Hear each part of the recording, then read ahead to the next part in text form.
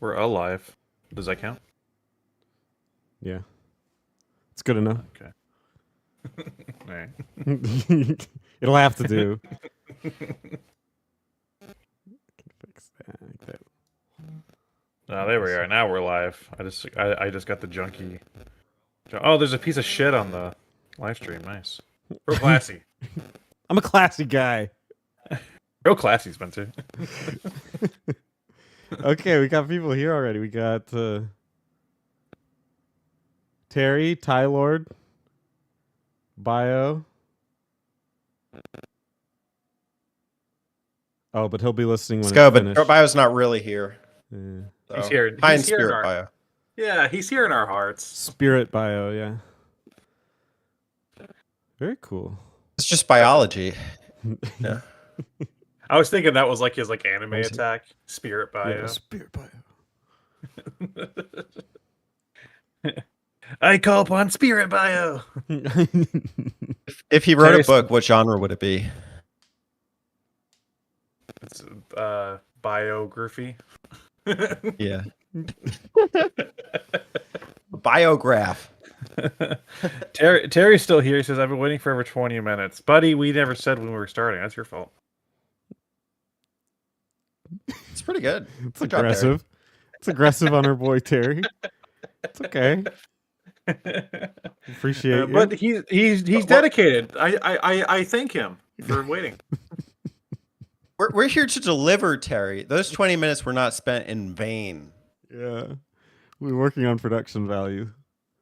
Yeah. You're going to get some real crap today. I can already tell you my game is going to set you off. Oh, shit.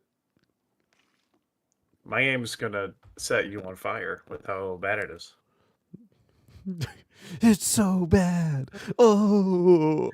Ah! It's going to ignite something. I'm ignited. Oh. Very cool. Terry wants the Saturn collection. The Saturn jokes are already pouring in. Hilarious.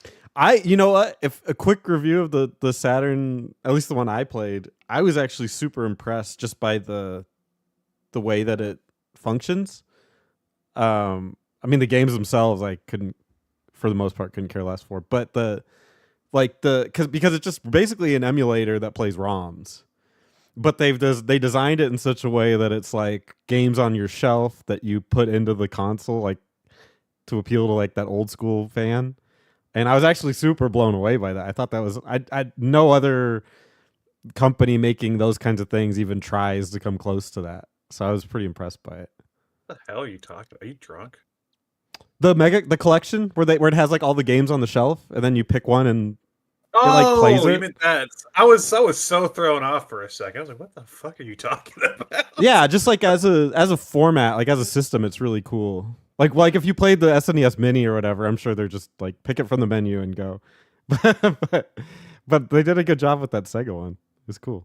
Are you talking about the Genesis collection? Yeah, you're talking about the Genesis one. Sure. I don't know the name. I don't know. I'm just saying the one that I played where it was like you had like all the basically ROMs. Are you talking about the collection or like the mini? You're talking about the collection, like the console Genesis game. Yeah, the one on Steam. Well, I played the one on Steam. I'm sure it's the same on. Oh, it's the same thing. Yeah. Where you have like the little room. Yeah, has, like the posters and stuff. Yeah, chill. That's really cool. Like no other one I've ever done actually cared like that. They just made like a menu and you just pick it and it goes. Oh, okay. But it's nice if you're starting with Sega compliment. If you're being served ROMs, it's nice for someone to at least try to do something. Yeah, that like production value is important. I find that with like the Rare Replay too. That does a pretty good job with like you care about the games instead of just being like, hey, here's a list. Here's a list of games. It's a rare occurrence. That's why today I'm talking about. I almost picked a Rareware game today. I was going to do Jet Force Gemini, but I didn't play enough. That's not a bad game. That's just a bad controlling game. That makes it bad. That makes it, yeah. It makes it unfortunate. I loved that game. I don't know. It was one of those things where it's like it's all I have. So the controls are still bad. I did try enough to replay it. It's really not bad though. Yeah, it's the controls are a product of the time, I think.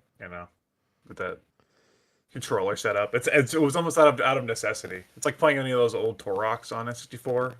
It's like also out of necessity because like there's no second analog stick on that thing. Mm-hmm. I always wonder like how I played those games. Like why? Like now it's like I can't even fathom it. But back then you did. Like you just some of them still work pretty well. Like GoldenEye and Perfect Dark still work pretty well. Do they? But they're like simplified though, because they like auto aim for the most part. That's true. It's weird. The auto aim does help, and Jet Force Gemini has some of that. But like, imagine you can't auto aim to ants that are like above you, and so you have to do it manually, and you have to like stop and do that while you're getting fired at by like 9 drones, and in the beginning of the game. But I don't know. The rare replay version kind of fixes it with like a new version, new control setup you can do. They say there's a new control scheme, but it's like you do evasive maneuvers with like what would be the C buttons. It's very strange. I don't know. I haven't played that game in like 20 years, so I want to. I have a copy, and then I have the replay. I want to like give that game time because I never actually finished it.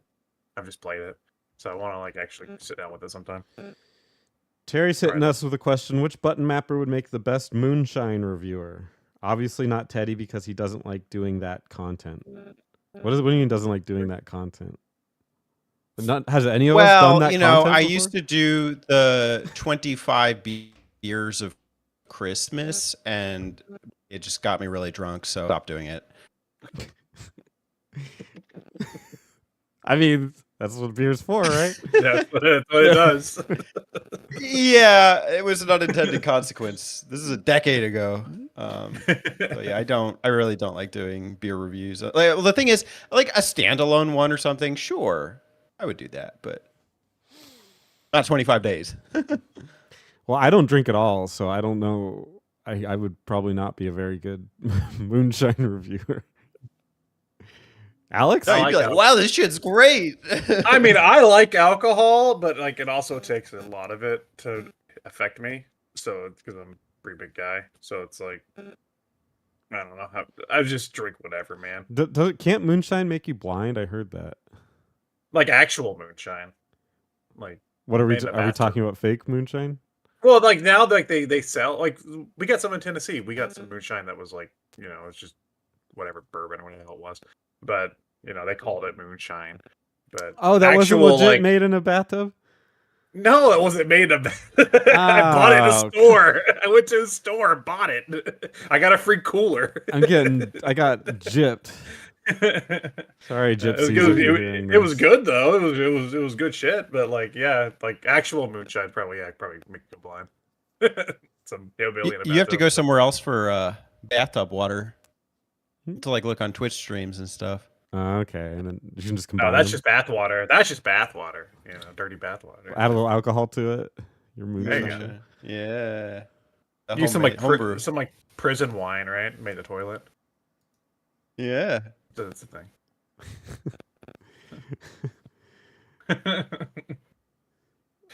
All right. Terry says, I've never played Star Fox 64 on a 64 controller, nor have I played F-Zero X on an N64 controller. So he just emulated both those games. They work well. I don't remember having a problem with Star Fox. I thought that worked kind of well. F-Zero X was great too. Terry, you're just playing Star Fox. You're not playing Star Fox 64. I got the 64. You're just playing Star Fox. Just generic Star Fox. Yeah. Star Fox X. Tyler says moonshine and something else makes you blind. What's that something else? That's the key, Tyler. Jerking off. Jerking off. Yeah. Jerking off constantly makes you blind. Gotcha. There we go. But then you eat carrots to like counterbalance it though, right? Because carrots like improve your eyesight. So it's like for every time you jerk off, you eat one carrot. I don't know. I think the ratio's pretty good. Gotta be a little higher. 3 carrots are 100% vitamin A. Yeah. Baby carrots. Are you 100% daily intake? Big ass carrots. Yeah. Really? No, I'm talking about a big old Bugs Bunny carrot. I'm talking about like a huge carrot, You get 1,000%. I don't want a baby carrot. You're overloading. Hell yeah, dude! You can see way too I good. will see forever. I will see into the future. Yeah. Is that true? I didn't know that. That's pretty cool. Oh yeah, it's called Lilat Wars in Europe. I forgot about that. That's gross. Lilat, la la la la la la la la. Guys, you want to come over and play Lilat Wars? Hey, Gav. You gotta do it. Let's go to Charlie's house and play Lilat Wars. Me mom said you can't. Me mom said we can't play Lilat Wars. We don't talk to Charlie anymore. There's something wrong with him. This was in America. I'm in Tennessee. Tennessee. Oi, bloke. Come over and play Boy 64. We can drink some moonshine. Always forget. Is it still called Lilat Wars over there? Like, was the Wii U one like Lilat Wars 0? That's even worse. Star Fox is just dead. Not called anything. It's called a lost franchise. Called a grave.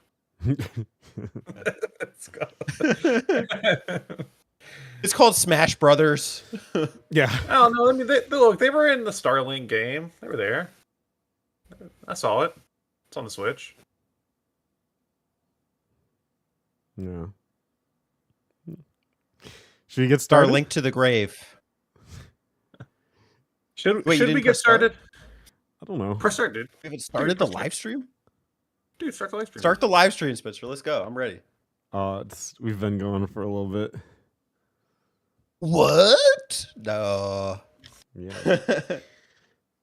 Well, let's get it started. Is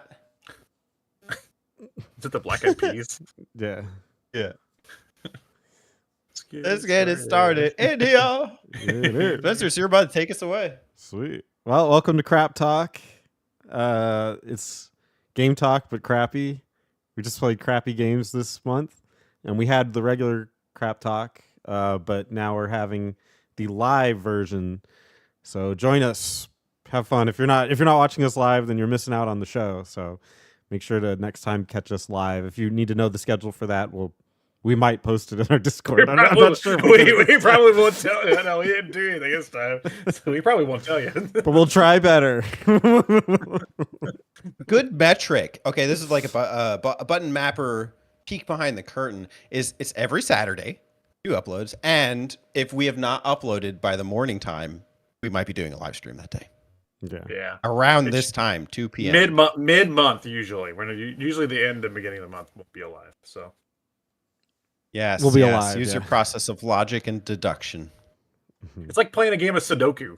You just gotta fill in the blanks. Yes. You'll figure it out. Part of the Button Mappers offers you a program, but also a game that you have to play just to figure out when our content comes out. Well, let's see. No, they did one this Saturday. There's no upload at 9 a.m. Yeah. Put your predictions videos of when you think we'll be uploading for next month, which is Map Out month. Map Out. Yeah, all map August Rush edition. Great name. Alex, what inspired you to pick this kind of month? I thought it would be fun if we did it again. And technically we've done it twice, but the second time wasn't called All Map August. It was called Alex month. And that's when we did 3 map outs back to back. I don't know. I just think it's kind of fun to do map out marathons sometimes. So and it's August, and it was my pick. And my birthday. I love the idea of letting the map elites, the maps and mittens. What do we call maps and mittens? Maps and mittens help select that 4th one. The Maptopians? The Maptopians. I like Mapolites. Mapolites. Do we have any update on which one they've selected? And if not, if you haven't voted, by the way, make sure that you go vote. It's the Mapstorians. Where is the voting taking place? We are going to be. It's not up yet. We're going to post a poll. Yeah, we're going to post a poll in the community section of the channel. Okay. At the beginning of August. At the beginning of August. So stay tuned. Yeah. So and you can choose between our choices were Aladdin, Super Nintendo, right? Kirby's Dream Land 2, Game Boy, and Metroid Zero Mission for the GBA. So you can pick between one of those 3 games. I actively want the other 2 games to win. I regretted my decision immediately when I heard yours. I was like, Metroid and Kirby sound like a much better time. So, they're gonna curse us for. They're gonna pick Aladdin now. I'm rooting for you guys. Terry says Alex wants all map August because he wants Spencer to do more work. You know, Terry, that's an interesting idea, but they're actually not a lot of work anymore. I do most of the editing on the fly, so what you see is pretty much everything's done. Everything's kind of streamlined now. We don't have to worry about a lot of it anymore, which is nice for everybody that stuff. Yeah, it's been nice. We believe in a less is more philosophy here on the Button Mappers 2024. Yeah, I mean, work smarter, not harder, right? Is the old expression. I work farther, not harder. That's true. We have to talk to you. It's as old as Brian. He's farting all day, dude. I can't stop. I got kings. I got farts. So yeah, vote. Let us know which one of those 3 games you'll want. Again, I'll post it like August 1st. I'll post the thing in the community. Does Discord do polls? Like, are they able to do a poll? I don't know. I've never tried. I don't know if maybe I need to look that up. And I'm August 1st. I might post a little thing just telling people like, hey, go vote, do your nation proud, do your country proud, go register to vote in the Button Mapper poll. Register in the Discord. Sign up using 2-factor authentication. Vote for what matters. Yeah. Aladdin, Kirby, or Samus. Pick one. This is a national concern. Please, please vote. One of these figures will represent our channel. Yeah. So yeah, it's gonna be a fun time. It's gonna be a fun time. I'm happy. I'm ready for all Map August. Me too. But you know what else I'm ready for is talk about some games. We've got 3 games here. The structure's a little bit different than a typical map out. Normally we would do, game talk. We would do questions first, and then we talk about the games. This time we're doing the games, and then you can ask questions about the games, and then we'll add some questions later on down the road. So a lot of more interaction. That's why we want you here live, not watching later. So, dead. Yeah, we don't want you dead. We want you alive. Okay. All right. Well, I'll kick us off. Got mine pulled up already. That awkward silence was great. It's comedic timing. My game is not playing right now for some reason. Hold on. It's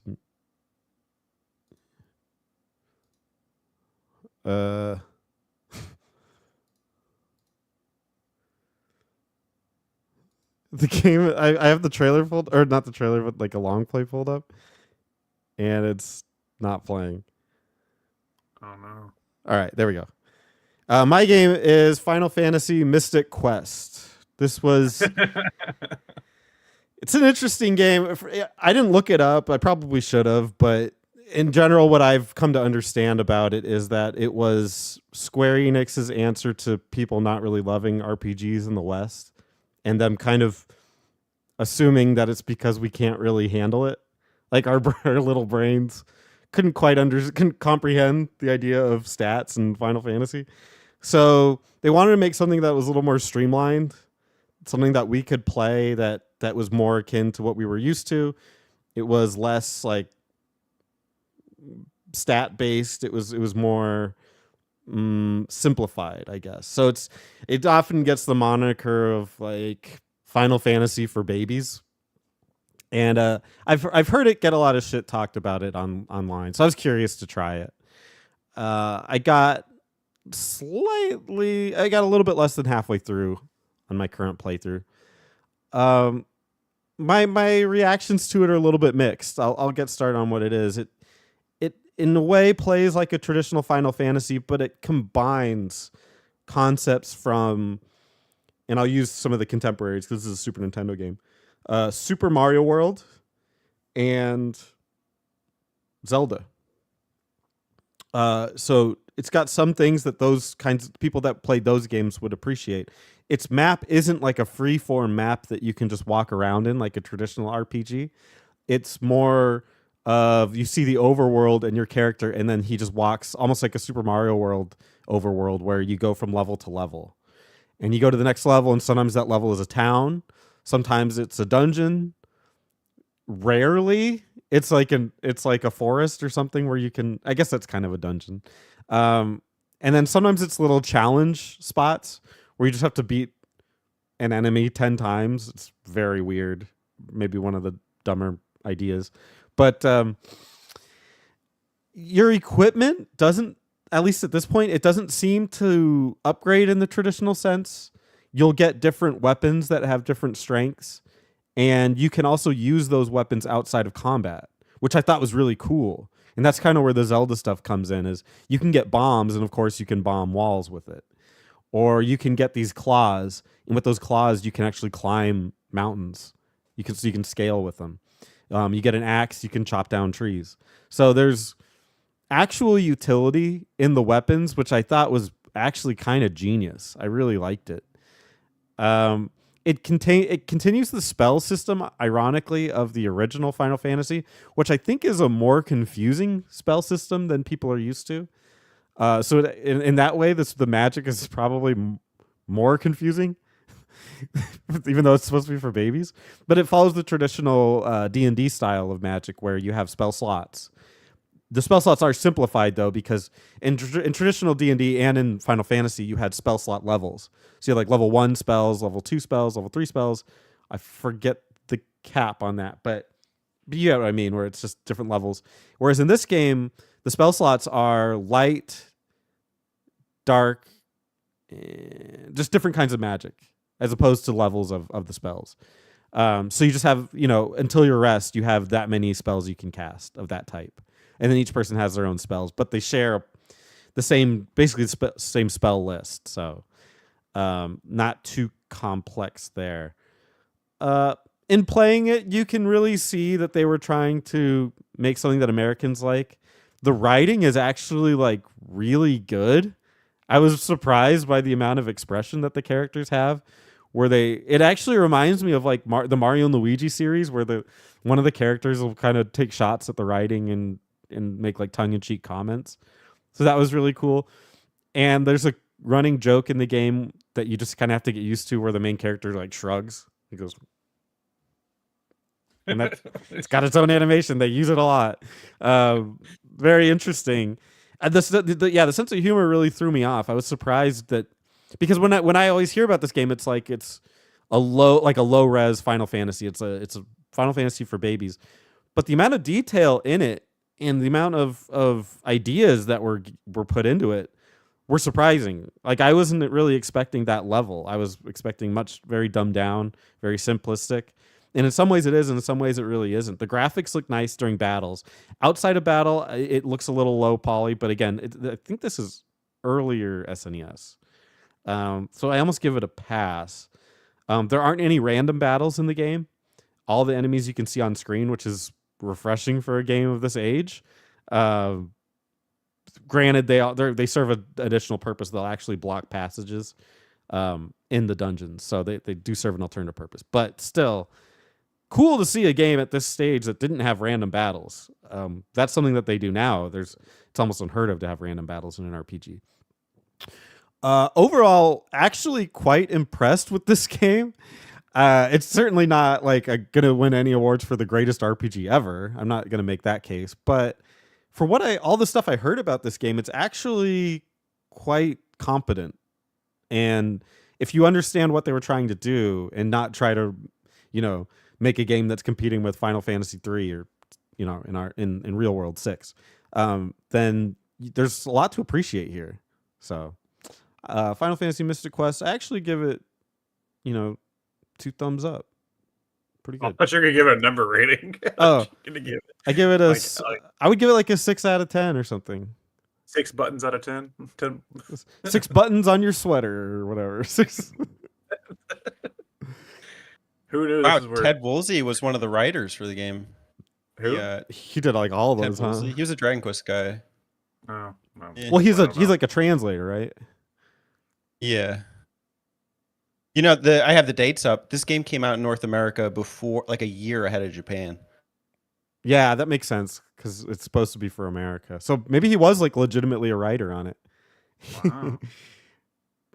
Who knew that's where Cloud Shrug came from, you know? Yeah. It's the origin story for Cloud Shrug. Cloud's famous shrug. Yeah, this game's always kind of funny to me because it was an idea. I think it was a novel idea, something that I'd say would only work at this point, but they actually tried it again later, I think, in multiple ways. But they're trying to make an RPG for people that don't really know RPGs or know how to play an RPG. And this game has been buried by Square Enix for the most part, except for like oddly enough, in the last, I think it was the last, or like the Theater Rhythm for 3DS, they actually had tracks from Mystic Quest, which was really bizarre to see that. I was like, "Whoa, hey, Mystic Quest is here." That's weird. But yeah, like it's a fascinating idea to me to do that. And like I understand wanting to lead people into it. I think they did it again later, but in a different way with the Crystal Chronicles series of games, because those are also baby's first RPG in a lot of ways. But they do they have a very different approach. So like that's why I said like I think they tried this again later, but they didn't really take this same approach. But it is an interesting idea.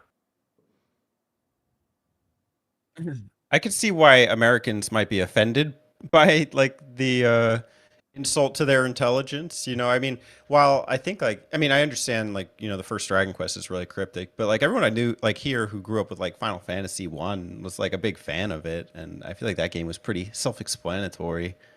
The concept is right, I think, make games more accessible, but you also have like a two-person RPG system.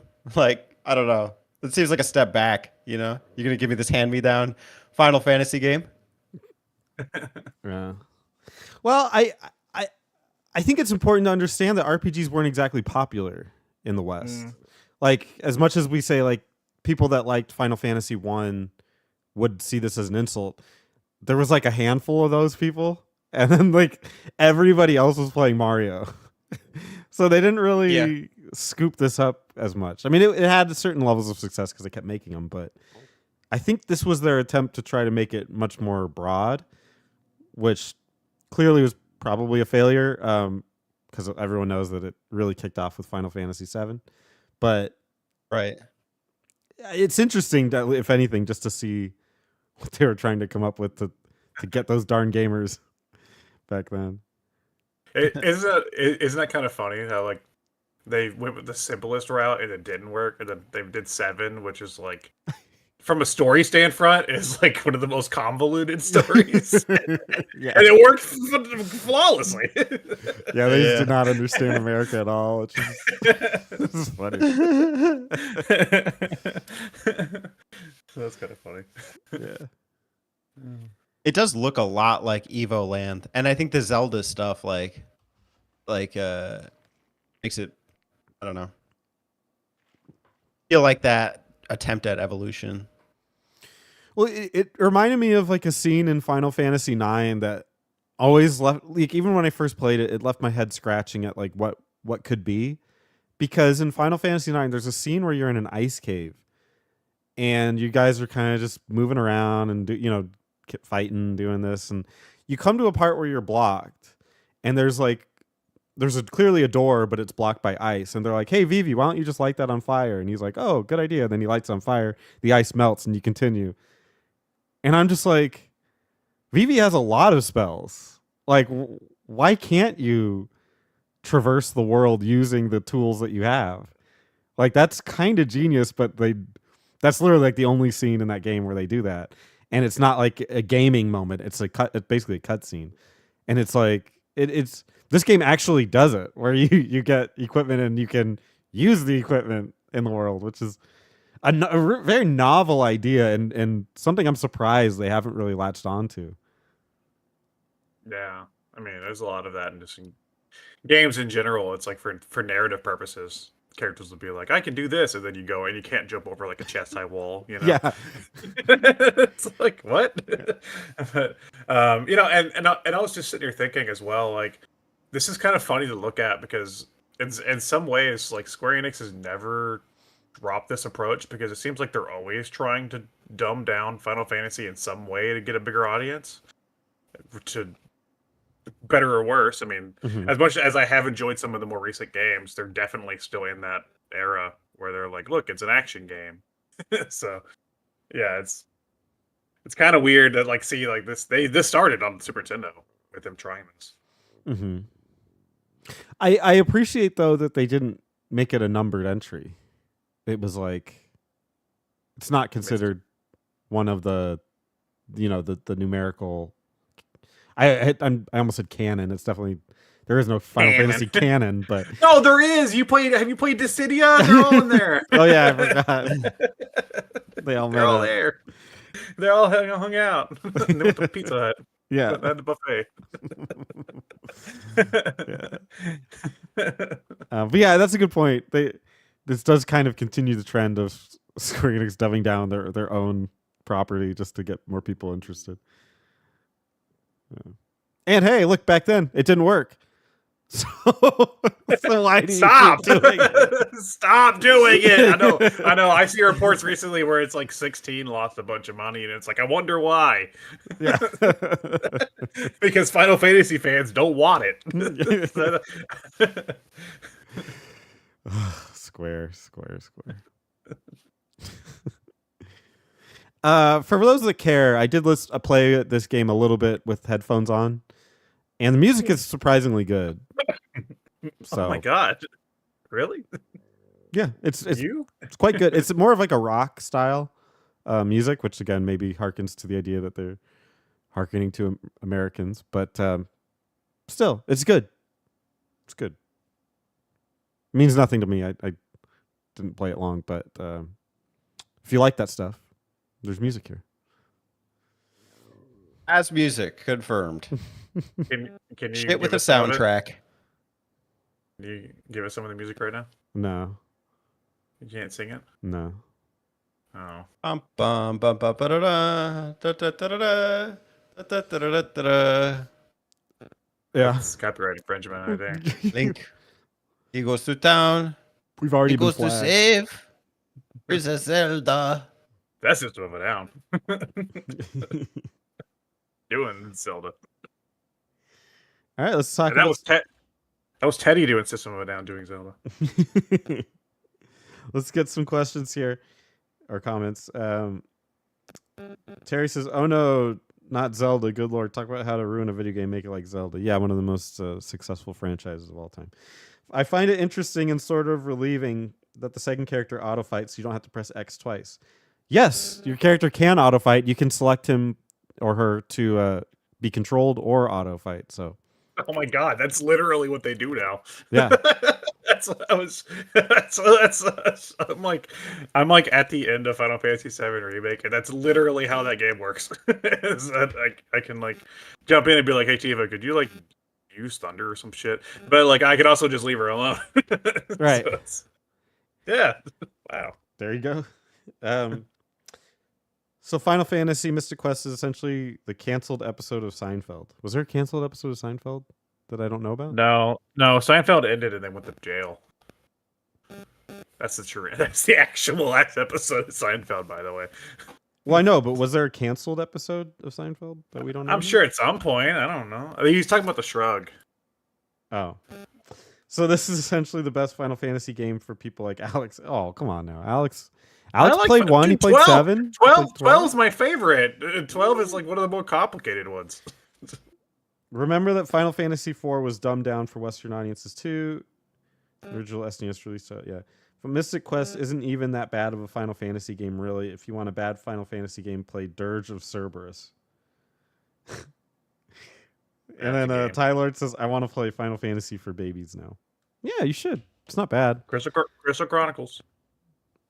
Chocobo Mystery Dungeon. Yeah, well, yeah, kind of. It is hard at points. All those, I think the mystery dungeon games, all those games are like they look like they're for babies, and then you get into it, and it just was like ruins your life when you get further in. You're like, shit. You're like on like dungeon like floor 50, and you just fucking get demolished. No. Terry's calling you out. He says 12 is not complicated. It literally plays itself. Yeah, but that's why it's you have to use the Gambit system, and there's also if you're playing the original version, there's also the license system, which they took out of the new one. And that was like an extra layer of bullshit you had to deal with. I'm glad they got rid of that. Yeah, and the newest one they did, and then they let you switch jobs, which is fucking cool. Yeah, they didn't have that in the original, which sucked. Zodiac you were locked in on the PS2 version. Yeah. No, I love that grid. I love any grid in any RPG. If you give me that, I'll just love it. So I love that in Final Fantasy 12. That's awesome. Yeah. The Gambit system I'm okay with, but it kind of reminded me of like KOTOR almost, but yeah, you got just like a lot more granular control over what they did. I don't know if I liked it or didn't like it. I didn't get too into that part of it. I love it, man, because you have like 6 or 7 commands at a time you can list out, and like importance for each character. So it's kind of fun to like even if you fail a boss, to go back and be like, okay, I'm gonna like try this different setup and this different thing.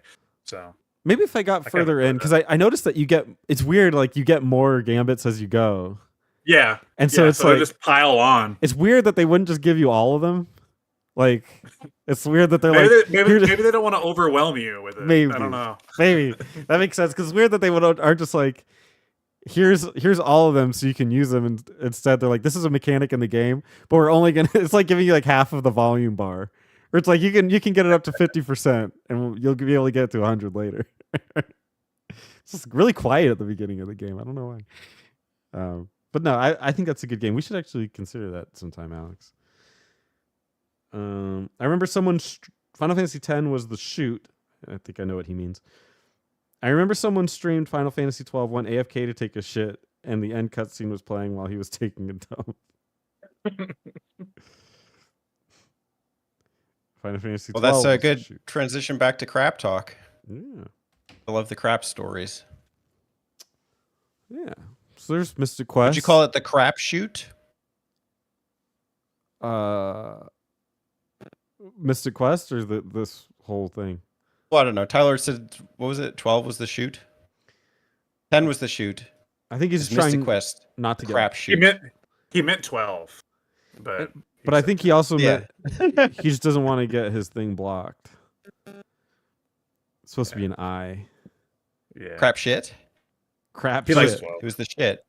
So he likes is 12. Mystic Quest the crap shit? Shoot. All right. Next 12, up, yeah. I'm going to pass it over to Alex. I'm open. Shoot. Pass it. You told me, and I have at the tip of my tongue. Oh, I told you. Give me the initials. T. I think I know what it is. Okay, he got it. Okay. Hey everybody. Today I'm talking about a shitty game with a development history that could be an entire book because of how crazy it is. So back in the 90s, a little company called Silicon Knights made some video games. The biggest one you probably know of is in the 90s they made The Legacy of Kain, which they then fought with Crystal Dynamics over the rights for, and then Crystal Dynamics got it and continued it with like Soul Reaver and stuff. But the first game, whatever it's called, Omen of Blood or whatever the first game was called, was by Silicon Knights. And then they went on to make Eternal Darkness, not Quest, Eternal Darkness, and Metal Gear Solid Twin Snakes for Nintendo on the GameCube, which are classic GameCube titles, some of the best on the console. Mm-hmm. And then through this whole process, they always had this dream of making a video game called Too Human. It was supposed to be a Norse mythology, dark cyber future game. It was supposed to be this big epic with 3 parts. And they teamed up with Microsoft to produce this title. And Too Human is a game that I played. And this game has a crazy development history because I kind of want to talk about that for a second before I get into the game itself. The game itself is bad, but the development history is almost as bad. It involved them working on this game ever since they worked on this game ever since like the N64, or they were planning it, but they ended up 360 was when they actually went through with it. And early previews of the game had some pretty negative backlash from critics and fans and stuff. And instead of owning up to it and like working on the game and delaying it or something, no, the director, I forgot his name. He's a dick. Dennis Dyack actually went after the fans and also went after Epic Games and the Unreal Engine 3. They blamed Unreal Engine 3 for all of their problems, even though tons of other games have used Unreal Engine 3. And they actually sued Epic Games for Unreal Engine 3. They said, okay, we're going to switch engines. They said they took everything out of the game that used Unreal Engine 3, used their own technology, sued Epic Games, and also said that they deserved money from every copy of Gears of War sold. Make that make sense. So this whole lawsuit was going on when this game released. 2008, Human came out to some pretty disastrous critical reception, and also just in general, people did not like this game, and rightfully so. The game is interesting because it has cool ideas, like mixing a dark sci-fi setting with Norse mythology is a cool idea. Some of the character designs or settings seem like cool ideas. The problem is, I don't know who the hell designed this game, because it definitely wasn't the people that made Eternal Darkness. It must have been a different team entirely, because the game is baffling with some of its gameplay decisions. So it is an action RPG, and for the most part, you're going to be battling big hordes of enemies. But with that said, the control setup for this game, you play as Baldur. Baldur from Norse mythology, Baldur's Gate. No, it's kidding. And he has a sword and a gun. So instead of just mapping the sword to the buttons and the gun to the trigger or something, they mapped the damn sword to the right analog stick.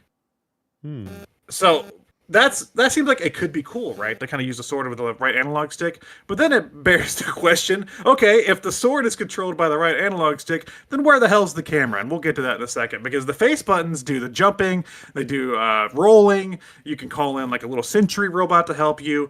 You can interact with things. The triggers, one trigger is a gun. One bumper is like this rage move, kind of like Kratos and God of War. So that leaves the other two triggers. I forget what the other trigger does. I think the other trigger locks on. I don't remember. But that leaves the left bumper to be your only source of camera control for the game. Which means in a 3D open environment RPG action game, you have to recenter the camera with the damn left bumper button every fucking time. There's no free movement for the camera. Oh no. You can hold it and sort of jimmy it around with the left thumbstick to get a little bit of a view, but for the most part, unless the camera is set in a certain position, like the old school Resident Evil games, you have to manually click that button, and the camera will snap behind you. It is jarring, and playing this game makes me feel like I'm going to throw up, because moving that camera like that is gross. And the gameplay isn't even good. The sword play sounds like a cool idea to have it on the other stick, because you can kind of swing the sword around with the stick. No, it kind of feels like you're flailing it, and I never feel like there's any good like sense of impact with the sword. Most of the time, honestly, I just stand back and shoot things with the gun, because it's easier to do that than try to get up there and flail my little sword around and try to hit them. So the gameplay is just awful. I don't know why they went with that design approach. Tons of other action games have existed in 2008, by the way, and they could have easily taken a note out of tons of other action games, book and done that, but they didn't do that. Yeah, you do play as Baldur. They're fighting some sort of machine army. I'm gonna be honest, I've only played about 3 hours of this game, and going back and looking at critical reception and the reviews, I believe they all also played about 3 hours, because I never saw anybody review this game and show any point beyond where I got. I think I actually got further than some of the reviews I saw with like the gameplay footage. So I was like, wow, I don't know what the back end of this game looks like at all. The game flopped. Obviously, the two other games were canceled. After this, Silicon Knights had trouble securing a publisher and other deals. They made one more game after this, X-Men Destinies, which sucked, and then they went bankrupt. They had other deals with other companies like Sega fall through at that time, probably because they sued Epic Games, and also they tried to. I believe there was something with Crystal Dynamics, but they won that anyway. So people didn't want to work with them anymore.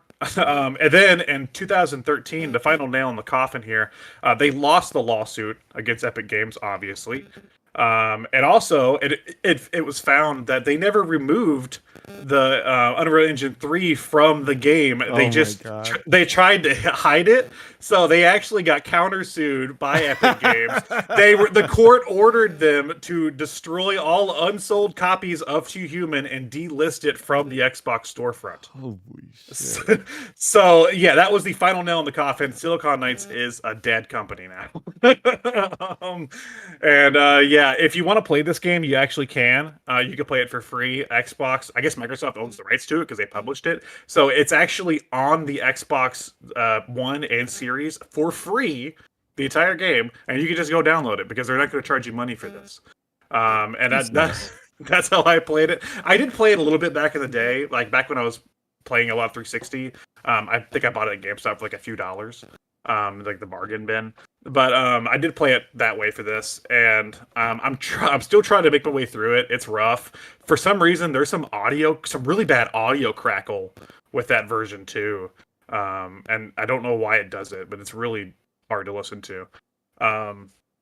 But yeah, I don't know. I guess Microsoft was like, whatever, just put it up on the free to play section, and somebody will play it. But yeah, it's this. I don't know how they went from making some of the GameCube's best titles to this, but it happened, and they're dead. Sorry. I'm trying to look it up because I swear that wasn't there like a contest for this game? Was there?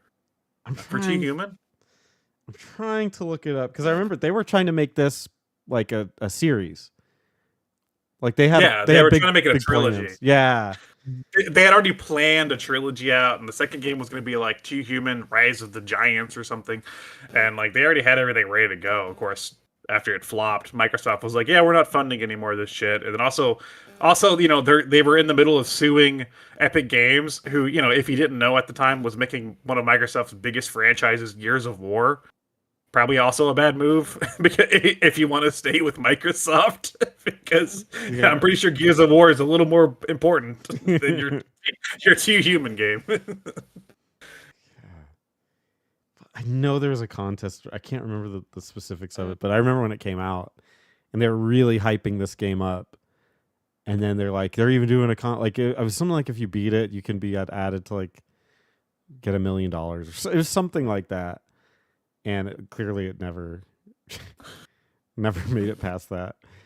They probably need that $1 million to pay off their legal fees. Yeah, you give us $1 million to help us out.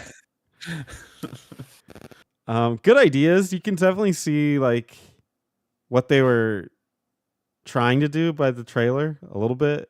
And I like the concepts of it. Like, it's always cool to see. Usually you'll see like, I guess they call it like alternate futures or alternate reality, where they'll have like the future, but it'll be within the settings of like old stuff. Yeah. This takes it a step further, where it's like actual like mythology, but in the future. So that's cool. So I'm sure there's a lot of concepts of like Odin and Thor, but in this futuristic settings, like what does that look like? It's always fun to see people's, because there's no precedent. That's what makes it so fun. Is that it's like, what's your take on this that it doesn't exist? So just use your imagination. I always find that stuff interesting, and people's takes on the future interesting. So it's a shame that it gets marred by just video game development problems that are seemingly out of the creators' controls in some ways, where the team they have to work with is incompetent, and then business got in the way at the end of this one, it looks like. Yeah, this one really looks like a victim of its development cycle. I'm reading here, it was originally announced in 1999 for the PlayStation 1, then abandoned and switched to the GameCube, and then it came out on 360, and then you have all of that legal, issues getting in the way. Like, I agree that why is it always the freaking cyberpunk style games that this happens to?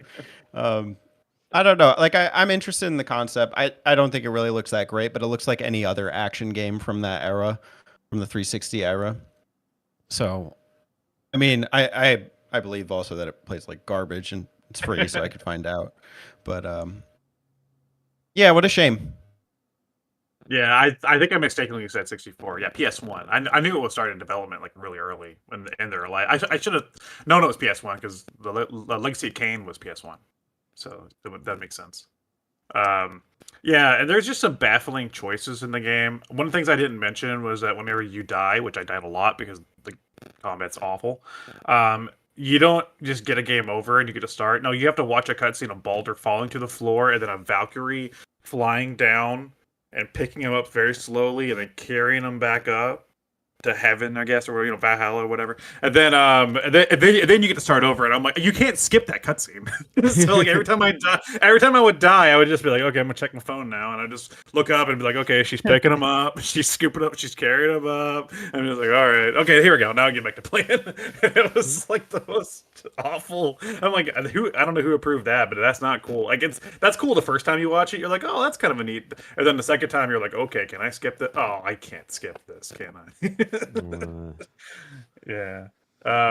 No, I like the concepts. I think and apparently the stories are decent. I don't know if I'm going to be able to see my way through it. It's really hard to play, but I could see this concept working, especially in 2008 at that time with like one of the other Western. Well, I don't know if Still Connects with Western, but like one of the other developers of Western RPGs, like BioWare or like Obsidian or something. I can see one of those companies doing this premise well. So I'm kind of sad that it was wasted on this. Well, it's funny you mentioned BioWare because this looks like Mass Effect. Like you could tell me, yeah. You could tell me this is Mass Effect, and without until I squinted and looked at some of the markings or whatever, I'd probably say, yeah, you're right. It probably is. It has some of the ugly jankiness of like especially that first Mass Effect, where it's just like, which that itself is just like a problem with early 360 PS3 games, where like the cost of development was so much higher than it was the previous generation, and everyone was like, oh shit, we have to make games. So like, there for a little bit, games in like the early 360 PS3, unless they had a really high budget, they look kind of gross. Yeah, that's such a shame because Eternal Darkness and their remake of Metal Gear Solid. People complain about that Metal Gear Solid remake. I don't. I love it. I was a huge fan of that game, and they said that some of the cutscenes were over the top. I'm like, what series are you talking about? Metal Gear Solid cutscenes are over the top. You no way. Yeah, dude. I saw a meme recently that was like Kingdom Hearts fans. It was like one guy was like, the story makes no sense, and the guy was like, no, it totally does. And then it was like Metal Gear Solid fans. It was like, dude, this shit's stupid. I know, I love it. Yeah, I know. It's like, come on. That's why you love it. It's awesome. Yeah, and like Eternal Darkness is genuinely like still one of the most creative and cool like horror games of all time. Like there's still a lot of cool concepts in that game. Like having like if you turn down the volume all the way on your TV, the game will like go blue screen, so you have to have the volume on while you play. And then like it'll come up and tell you that like your memory card is corrupted randomly to like fuck with you, or like your head will just fall off during the game. It's just trying to fuck with you at all turn. And like I don't own it, but a couple Christmases ago, my sister wanted a copy of it. She was really interested in playing that game, and I was like, sure. So I bought her one for like $80, and I played it with her, and she fucking loves that game. And it's like that game still holds up. So I'm like, I don't know how that team made this. Yeah. That's terrible. All right. The chat, we got a lot here. Terry says, I knew Too Human was secretly a good game. I never played it because I heard so many bad things about it, but I always wanted to, and knowing that Alex hates it has me interested. I don't hate it. Alex, when did I say I hate it? When the hell did I say I hate it? I said it's bad. I like the ideas. To be fair, he said this before when your review was first starting, so he assumed because it's on Crap Talk, I'm sure. Wow. They're having a debate about the cost of Xbox Live. Oh, great. I don't own an Xbox. So it's like death by degrees. Real gamers use the bumpers. I hate that stick action. Nano breaker. Camera recenter button works good for me on 3D Castlevanias. Ew. I actually played one for this, but I couldn't get far enough. Where's the shadow? Nano breaker is the worst hate 3D beat 'em up of all time. Allow me to explain to all of you. First of all, the game has two. Oh, No, great. come on, Terry. What is Nano breaker? Terry. I've never even played that. What is that? I don't care. I don't care what it is. All right, we're skipping ahead. Might be thinking of Advent Rising. So what you do is, oh my God, he just goes on and on for it. Yeah, that's what he does. I think Too Human is a hidden gem, and I haven't even played it yet. Alex is selling this game to me. It looks more like a Spiders game than an Ass Effect game. Ass Effect. That's funny. Thank you, Mr. Unnecessarily Long Death. I like how Terry thinks if I call the game bad, it's my bane of my existence. Like, That's I your really bread and butter. I don't really hate video games, man. They're video games. You know what I'm gonna do if I don't like a video game? I'm just not gonna play it. Yeah. Or sometimes I do play it. This is because I'm curious. This one I might actually see it through because I am curious. Like, I'm not having fun playing it, but like it's just it's interesting. Yeah. You know? Yeah. And sometimes that's all that matters. Terry wants to feel the hate. He wants to feel your rage. Yeah. What's the passion? When Terry plays a bad game, it insults him personally, I think. Mm-hmm. Terry doesn't even need to play the game. He could just call it bad without ever having played it. Well, he's calling this one good. So, if this is what you consider good, I have a lot of questions. He's giving it the benefit of the doubt. Hold true too. Yeah. All right. Well, it's time to round out the reviews. Teddy, you're up. Okay. This will be a re-review, but my framing is going to be a little different. It's whether the good outweighs the bad, and it's for Pokemon Scarlet.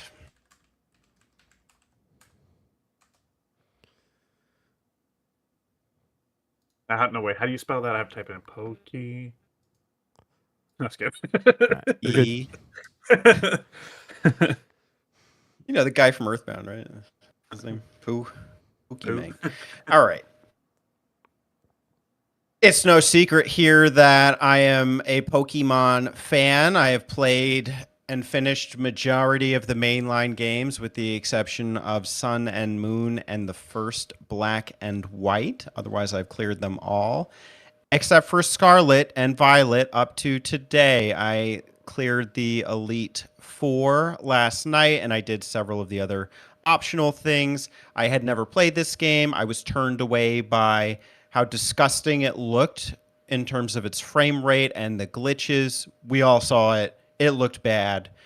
But I've also heard good things, and I've seen it's the number 7 top-selling game on Nintendo Switch, so I was curious. I asked for it for a Christmas present, and I got it. And so I'm here to talk about whether the good outweighs the bad. We all know there is bad, but is it that bad? I also want to give a couple other things. I started this game on Sunday, and I got to where I got Friday within 30 hours of gameplay, and my feelings are kind of a roller coaster. Stay tuned, subscribe, motherfuckers. We're going to go in on some Pokemon. I want to start with the bad. It's Junky July, so we're going to talk about some hot garbage in this game. The first one is clearly the graphics. So the environments are really... It's not the environments themselves that are bad. It's how they load. So you could be... So the concept of this game, you get this mythical Pokemon early on in the game, Koraidon. It's one that's like a motorcycle Pokemon that you could go ride around. Vroom, vroom. So on Koraidon, you can run around the open world and go to your destinations. And we'll get back to open world in a moment. Don't worry. The problem is, there's Pokemon everywhere, but they load halfway into your peripheral vision. So you'll be running into them. Okay, that's great. What else? Oh, the Pokemon are tiny. So I've seen some metric comparisons. Even something like, I don't know, I'm trying to think of a good example here. Let's say I don't know. There's not really many good ones I can think of, but like approximate to your human character, they're not entirely accurate. So the problem with this is that you're running around and then you'll just intercept them. So your movement is kind of broken because you immediately engage into a turn-based battle. So it kind of disrupts the flow. And besides which, you can't see them. Now we're going to get into performance. So I've heard, I think Spencer had said earlier how the game plays worse when docked. I experienced both as being bad, and the problem with playing it handheld too is that it's smaller. So imagine seeing these small creatures even smaller. You can't really see them. Okay, great. So in terms of the performance, it's really not good. And the thing is, this game basically tells you, okay, you can go anywhere on the map. You're going to start in the middle and you can work your way out. There's 8 badges. There's 5 Titan Pokemon. There's Team Star, which is the new Team Rocket. But there is still an implied order. So what happened was I went for the gym badges first. I did this Team Star battle. It was horrible, so I avoided those at all costs. And you really can't take on these gyms until you're a high enough level. But old Pokemon rules still apply. Unless you have the right number of badges, Pokemon up to a certain level won't obey you. So the 3rd badge, I ran into that second, and I had level 25 Pokemon, and this guy's Pokemon were like level 30. So I was taking him on, but I didn't know that he was gym badge number 3. It's not even labeled. And besides which, it kind of just gives you this big world and says go, and then I don't know. So that was really difficult to manage. And let's talk about difficulty for a second. It's very confusing, like whether the game is difficult or not, because the first hour, I have a quote here from your rival. You know, at that point, I had caught 6 Pokemon, and my team was like building pretty rapidly, and it'd been like an hour of just kind of casually grinding or whatever. And then I run into her, and she says, "You're getting tougher, so I'm going to step up the stakes. I'm going to send out 2 Pokemon." And that was like the difficulty spike was 2 Pokemon. But then you also have the problems of pretty unbalanced difficulty. It gets really tough in some parts. Those Team Star battles, they do not award you XP, and they're a significant time chunk. So that's pretty annoying. There are these Titan battles. I'll come back to them in a second. You basically just take on these massive oversized Pokemon. I lost some lives to them. And, you know, I'm seasoned. I know my strategies. I know a lot of this stuff. But, man, they'll just decimate your team, like, quickly. And you got to think, Pokemon is kids' game. You know, like, I mean, I'm not saying it should be easier than it is right now. But, you know, I think it was a lot of creative ideas, and then they kind of just went like, just go, you know. There are some new things because it's a new Pokemon game. There are new Pokemon. There are new Pokemon designs. There's this new gameplay mechanic called terastallizing, where they basically put this big derpy crown on your head that matches with your Terra type. Mm-hmm. A lot of times it looks pretty dumb. It's like triple the size of your Pokemon. So I had a Houndoom. Very respect. I love Houndoom and Houndour, so I had to catch one. But he has this dark Terra type, and it becomes this big, jaggedy, dark shape. It looks horrible. And the mechanic, all it does is increase moves of that same type's power within the battle. You can use it once in one battle before you go back to a Pokemon Center. So the new mechanic is kind of dumb. Now let's talk about narrative a little bit. Now I know we're not playing Pokemon games for the narrative, but this game puts it in your face. I remember after that first hour, which I guess is your tutorial section, you end up at the university. Pokemon, Game Freak, this is not Persona. Do not make this game a Persona game. I do not need narratives about what is going on at school with kids at the school and the professors and Team Star. Team Star is a group of kids that got bullied and then they became delinquent and then want to go on and try and I don't know. I don't even know. Like, what do they do? Are they like just trying to prove a point? They invite their bullies into their squad. It's very confusing. And I don't know. I guess they're trying to be relatable. But I think that there's a big problem here in that your main character since X and Y is no longer a character. It is an android. You are like a custom skin of whatever. This is not how Pokemon used to be. Pokemon used to have star power. And I granted, do I know who the Pokemon Emerald protagonist is? I guess it's May. So yes. But then you also have the white-haired kid. Was his name Brent or something? I think he has a name. But since Sword and Shield, they are just caricatures. I don't know, or like that's not the right word, but they're just skins for you to put something on. And now they are it's basically like you're playing a robot, and everyone around you, I think they try and make up for it by really like trying to give them character, but it just feels so lifeless in the end. These are not characters, they're jokes. The 8th gym leader, she's I feel hesitant to even say this. She's a female rapper who ascended the ranks to become, like really cool with bars, and she's doing rap battles on the stage, and you have to light up the stage. Oh my God, I'll get back to gyms in a second. The 6th gym leader, she's a live streamer. At one point, you're in her live stream. Hello, da da da da. Cringe. At one point, you're playing like soccer with okay, we got to get the gym tests. So leading up to gym battles, normally you go through a bunch of trainers, you go through this really cool gym. No, they make you do gym tests for every single one. That makes you prove why you're worthy to go into the gym. Some of them are handled okay, where you do a couple battles and you light up the stage, and that's fine or whatever. Okay, but then you're playing big soccer. Oh, you're playing Where's Waldo with the professor. This is bad, Pokemon. Terry said in his Pokemon Coliseum review, if it ain't broke, don't fix it. It's not broke, and you didn't fix it. You broke it. You made it worse. This is kind of sad. It's really sad to see as a Pokemon fan the decline of Pokemon and what it's become. And I gotta say, I'm just in terms of a lot of the core, it really feels like it doesn't feel like it's written by AI, but it just feels like it's really like if somebody told you like, hey, you need to do X, Y, and Z on your channel now.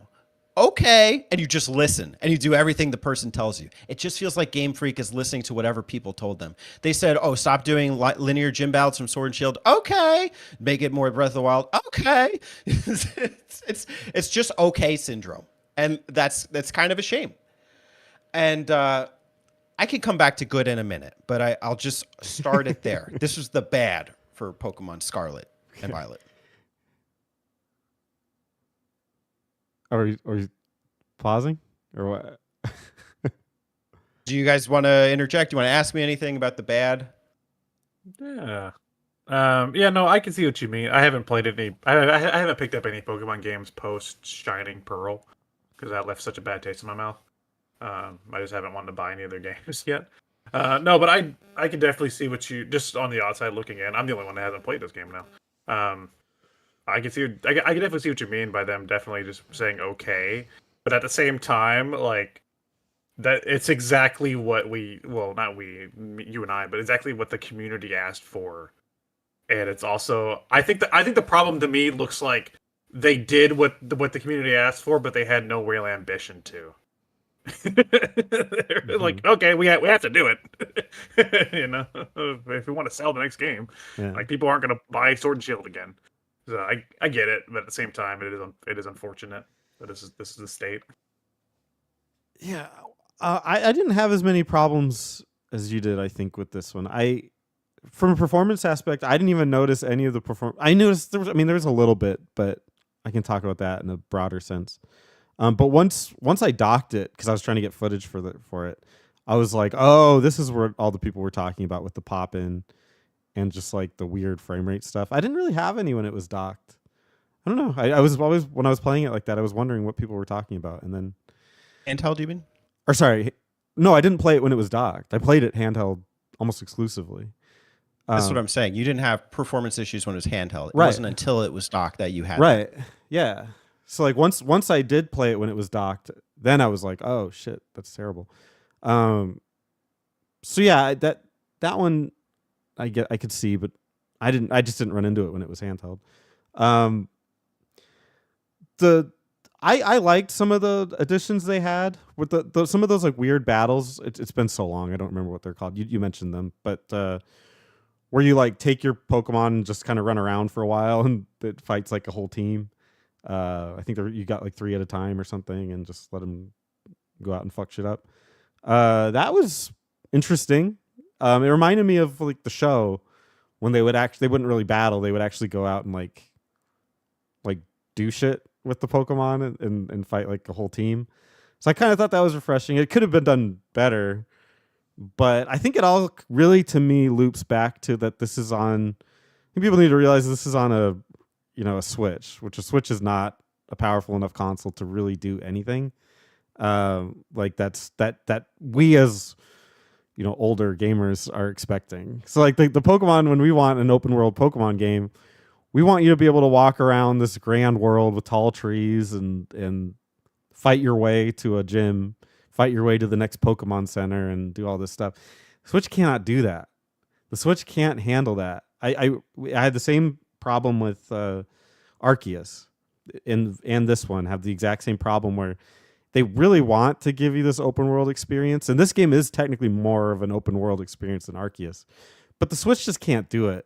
It's just not strong enough to get that thing that we want out of it. And I think it just kind of kept running into that with what it was trying to accomplish. The world, while open, doesn't really doesn't have a lot of life to it, even when Pokemon just start popping up. Because again, they just pop up in the middle of nowhere. So it's like, how you just got here through magic, I guess. So a lot of the problems I had were just the fact that it's on the Switch. If this were on like PS5 or something, they could do a whole lot of cool stuff with this that I think is more what we're looking for. But Nintendo doesn't operate like that. They operate on pretty low tech, so they can deliver it to children. As far as the story stuff, I didn't really mind it. I thought it was less of a thing than Sword and Shield was, so I kind of appreciated that.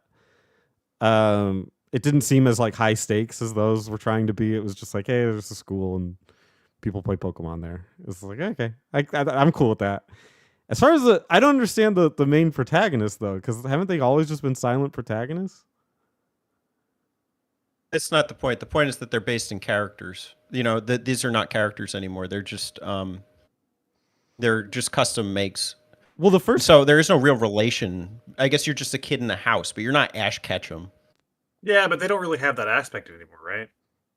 That because you're saying that because of the show, right? Would tie into all those seasons. Like I know May because of the show. I know Dawn because of the show. I guess because that aspect's not really there anymore.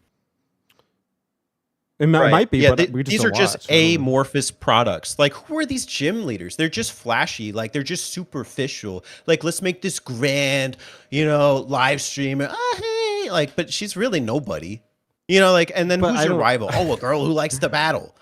I don't really understand that. It just seems it's really gimmicky. I don't know. Can you compare anyone to Brock? Is anybody as cool as I don't know. Well, that's not... you're the guy in what? I just don't think that's fair. Because remember, these games are for kids, and kids can relate to they're like, because a lot of kids want to be live streamers, and a lot of kids want to be. They see people rapping and they like that. Oh yeah, kids want to be live streamers, so let's have a live streamer gym battler. I don't know. I'm just saying it's not as memorable or iconic. I just think they're just plastic faces or labels that they ascribe because it's popular. I don't think that it's really character driven. I don't know. I'm not saying it's not successful. I'm saying that it's just not as significant or standout. I just think it's because we're older. I just think because we grew up with. And you say it's not fair though, but we're comparing Pokemon to Pokemon. You cannot have a fairer comparison.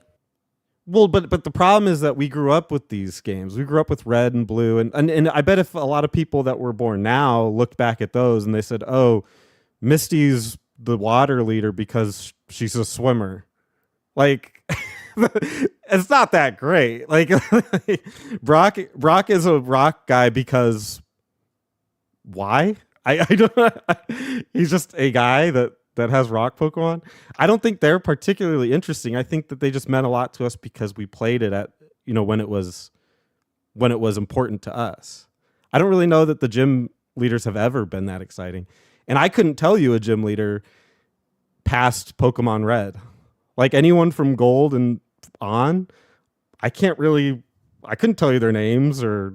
I couldn't either. I can tell you the stuff We from are. Red and Blue because of the anime. I know the Sergeant and Right. Misty. I Yeah, know the anime was big for us. Yeah. Yeah, I know the anime characters. That's why I know it. See, I'm the biggest Pokemon fan here, so I'll tell you, like Claire from Gold Silver, she's the dragon leader who then goes and cries and she doesn't give you the badge. I could tell you that Koga reappears in Gold and Silver. I could tell you Wallace is the epic water-based gym leader in Gen 3. So I don't know. I know that maybe you guys are not as big fans as me. Yeah. And that could be it too, is that you're bigger into it, and so a lot of these things mean more. But to me, I just kind of look past a lot of it because it's like, well, I'm just getting older. Like, I don't necessarily understand. Well, let the kids have it. Let the kids play it and enjoy it. I'm just saying, critically, as a fan of the series since its inception, I don't appreciate these changes. Well, and if you want to talk about the gameplay itself, like the game has been dumbed down to the point that I don't really like it either. But again, it's just that that's a critique of the series entirely, not necessarily on this game. Listen, agree and disagree. Like, I mean, yeah, they tell you after you engage with a Pokemon if it's super effective or not effective, or if it's doesn't affect them at all, like with your moves. But I do think that the systems have become really complex since Gen 3, and again, separate discussion. So to people that make it complex, but like that's like the people that you're talking about people that breed and like do the whole like. No, even without that, you still natures and like types, or like the different type matchups. You've introduced new types. You've introduced new combinations. Now there's like 400 Pokemon in this game. I don't even know. Like, I've come across how many of these new Pokemon types have normal as an add-on, and I know it or I don't. So I didn't care. To me, I'm just playing through the game and I need to get through it. Okay, I'm not going to remember the difference between this mouse Pokemon and this mouse Pokemon. They've added more stuff to it, but I don't know that it's really made it that much more complex. Especially if you look at it from like the timing of it. So like the first one came out and it offered its own complexities that we had to get used to. And then Gold came out and it had is that the natures, or the Pokemon had like a little all Gold and Silver really added, I guess, besides there were a couple of mechanics, but you just say the Dark and the Steel type. Gold and Silver didn't have like the weird thing? That was Game Boy Advance on. Okay, well then they had it. And then so that's like way back at Game Boy Advance. What does this add that those didn't really have? Like that you can put a weird thing on their head? No, it's not that. I mean, you have the fairy type in addition, but you have just the volume of Pokemon. At this point, even though there's not 1,000 Pokemon in this game, there were 1,000 Pokemon total. Yeah, but volume doesn't change the complexity. Volume just makes more of it. The core mechanic is still the same. If it hasn't really grown. In fact, I feel like they made the game a lot easier. Just like, because I remember playing Pokemon Red when we did the map out for it and was like, wow, this game is actually kind of hard at times. And I don't think I've experienced that on a Pokemon game in the last decade, where I was like, this game's actually challenging. Sure, but I mean, there are points where I did die to either gym leaders or these Titan Pokemon. So it happens. I do think that at some points they make it way too easy, like in the Elite Four. I should not be fully recovered before the final battle. That doesn't make sense. Agreed. Sorry, I was saying, do they still have the XP share thing? The auto share? Yeah, it's on by default. Yeah, but thank goodness they do, because honestly, if you did not have it on in this game, you're turning this into a 50 or 60 hour game. It's too big. But I don't like that on. Like, I was playing, which is weird because I thought it started earlier, but recently I was playing Black and White, and that one didn't have it. And I was like, when the hell did this start? That's what I'm trying to figure out, because I know at some point it started, and it's just kind of ruined my experience for at least the games on the Switch, like Shield and Shining Pearl, because it seems like I could just catch a Pokemon and then I don't have to really get to know it. It can just stay in my party till I can level it up, you know? Well, and that's kind of my thing with this too, is like, it just feels like so detached. Like, it just feels like an amorphous product. Like, in previous Pokemon games, I really felt connected to my team. And in this one, like, I kind of do, like, I had like 10 Pokemon I was rotating between, but like between your, like, these NPCs I do not give a shit about. Like, I don't think it's like entertaining in the slightest. Between, you know, my protagonist who you can't even like, there's no shop to change his clothes, but you could change his hat and his shoes. Maybe I'm wrong on that. Call me out if I am, please. And then like, you know, I guess the XP share system, sure, like, you know, I could raise and, you know, bulk up any of my Pokemon. I guess I would say I had that problem with Arceus too. Like I did feel like I was just farming Pokemon. I really did catch a lot of Pokemon in this game. Like a ton. I caught like half the roster, like 200. But at the same time, that just shows how disposable they are. I've never really felt that in a Pokemon game until this one. I don't think this is as bad as Chrono Cross system where they just level up anybody even if they're not in your party. But it's like somewhere in between. Well, Chrono Cross is that's a different rabbit hole because that has a different leveling up system entirely. What's the good? I want to hear the good. Yeah. Sure. I don't know if I should have started with the bad. You probably think I hate this game. I don't. Not at all, actually. And I was shocked. I thought I was absolutely going to hate this game. But by yesterday, dude, I could not stop playing. That's when I really felt that the open world just opened up completely, when I had everything. So, I mean, it is kind of ironically Zelda-esque, like, because your co-Rhydon needs to gain new abilities back, like higher jumps or climbing on rocks or gliding through the air.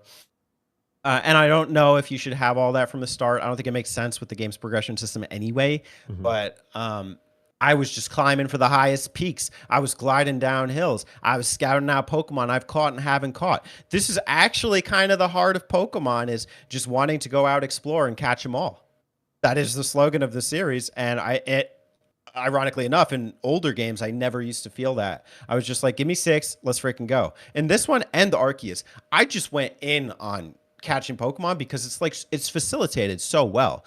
I mean, you could throw the Pokeball and you do have to engage in the battle. I think Arceus handles this better, where you could just throw a Pokeball and try and catch it before even engaging in battle. It expedites your process, but I think the game moves fast. It really does not waste your time when it goes to the actual gameplay. I do think they dump a lot of exposition in there, which is annoying, but man, so many good quality of life improvements, such little things that I had to waste my time on in terms of the complexity of the series. You know, I talked about natures earlier or whatever, like your upper stats, lower stats. You have herbs that you can buy that just change it for you. You don't have to do breeding. You know, technical machines, you can generate them. You don't have to find them all. You can remember moves from the start menu on terms of any of your Pokemon. So that was so helpful. I didn't have to worry about if I missed a move. They actually, you know, they would say, does your Pokemon want to forget learning tackle? Are you sure? They don't do that anymore. They don't ask, are you sure? They're just like, all right, come on, let's keep going. Tons of quality of life stuff that just keeps this game like fresh. I don't know, modern in a sense. And I don't know, like you have a lot of the Sword and Shield benefits as well. There are no HMs, so you don't have to like, you know, you don't have to have a Pokemon that can fly in your party at any time. You don't even need to go to a PC to switch your Pokemon. You can do it from the start menu to go straight to your, I guess, your smartwatch, your Rotom phone.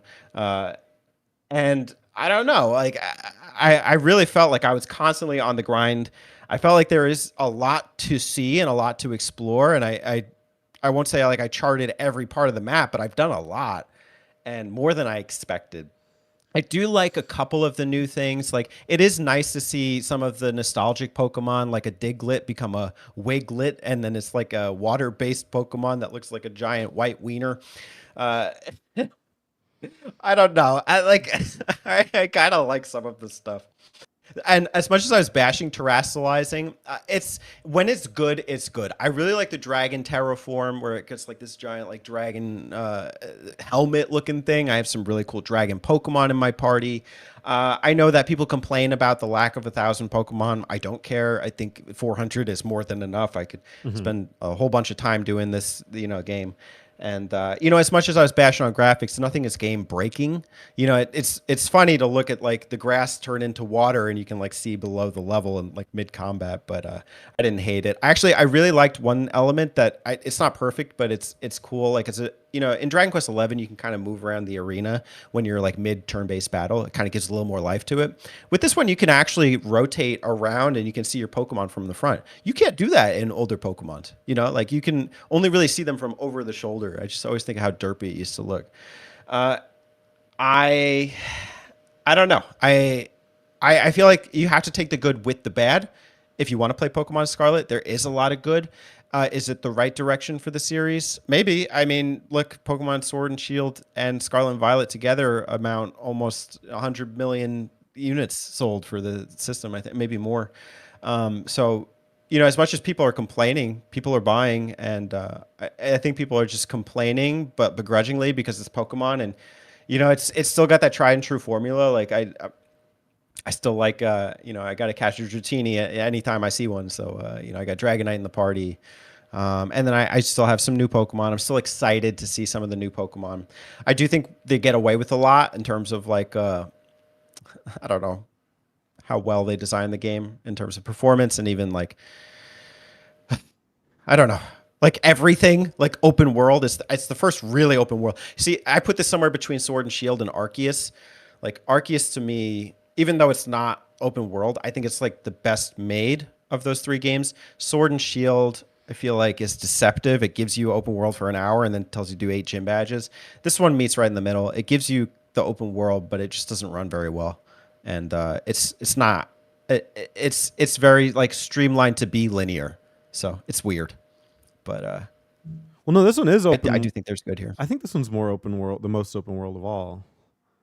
But I mean, generally most games are streamlined. Even if they're open world, they're still streamlined. Like you got to do this, this, this, and this in a certain order.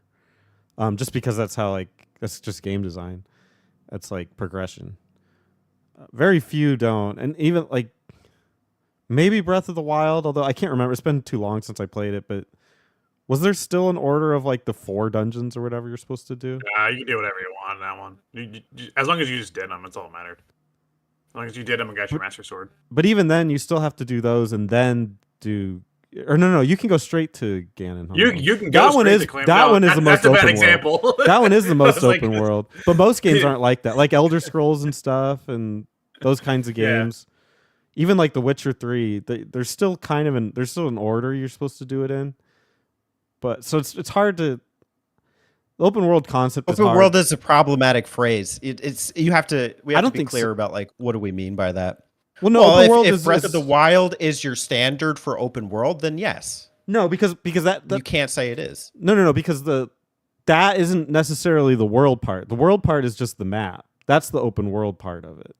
The progression is not necessarily in conjunction with the openness of the map. It's just that the progression can still be like somewhat straightforward as long as you can go anywhere.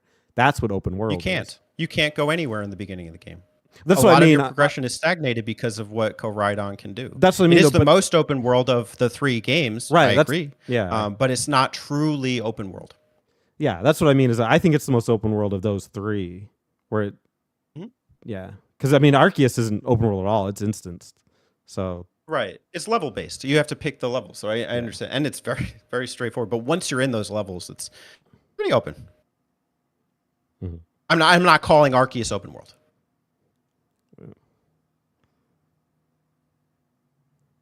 All right, let's read some comments. Does the good outweigh the bad?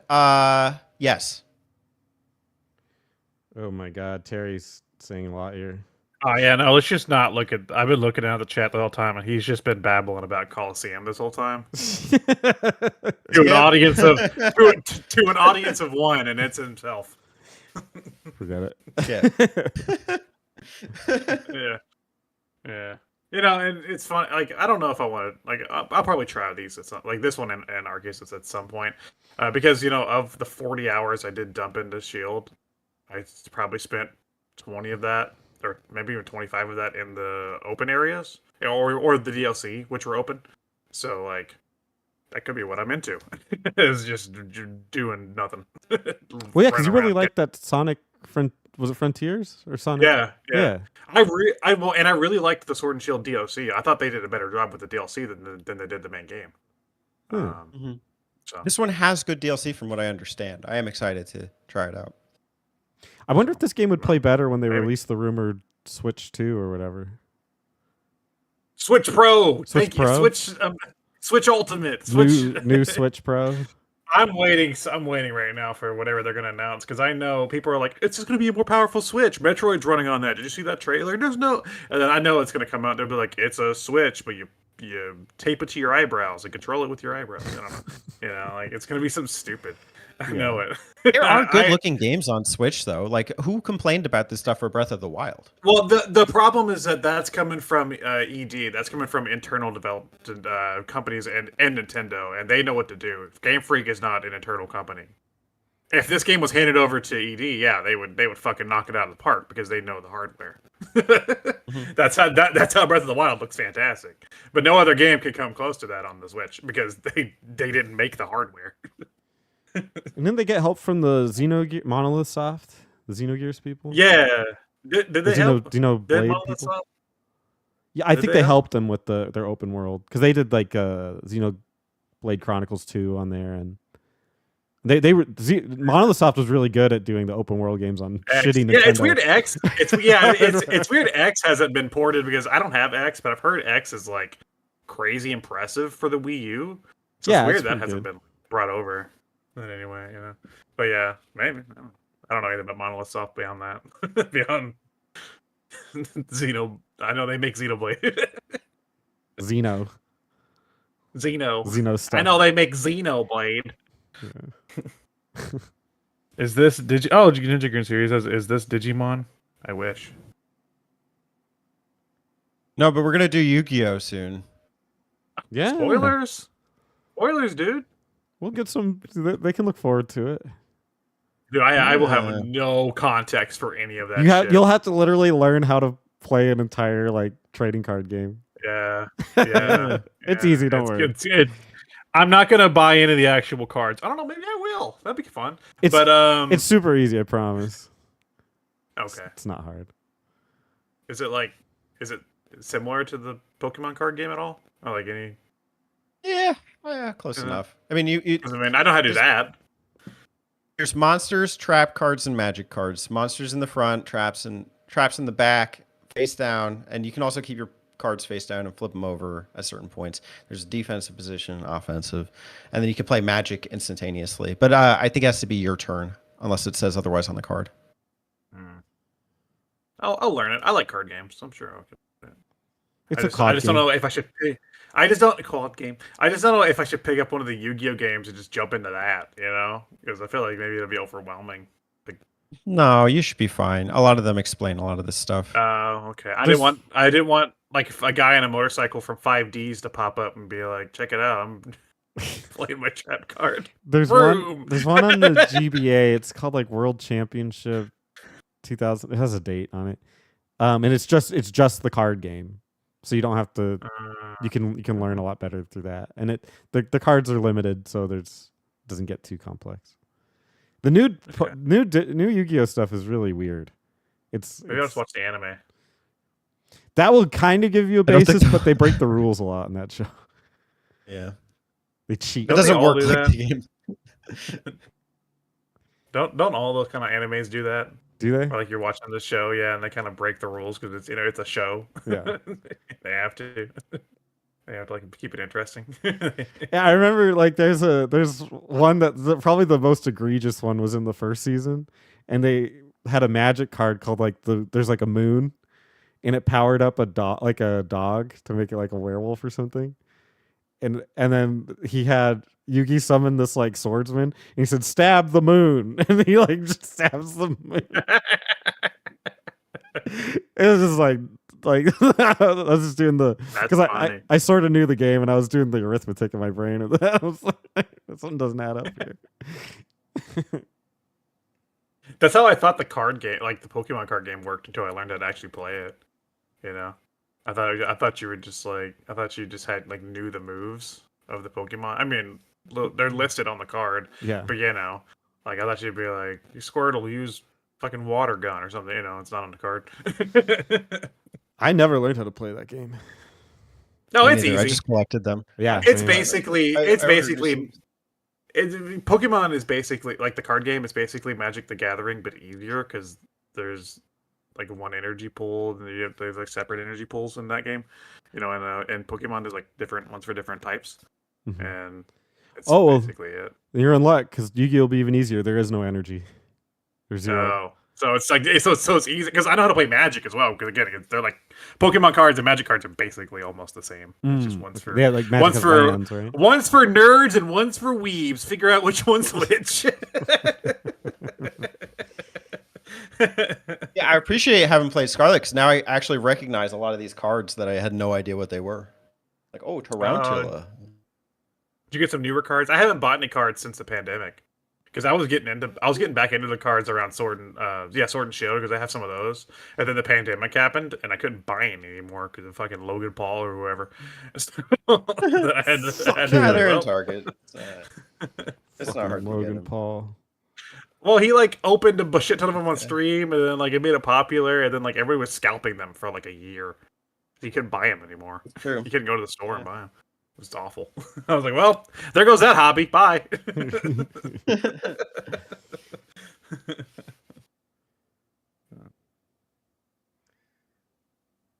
Well, that was my tirade on. I think your Scarlet review was the length of the Mystic Quest review and the Two Human review combined.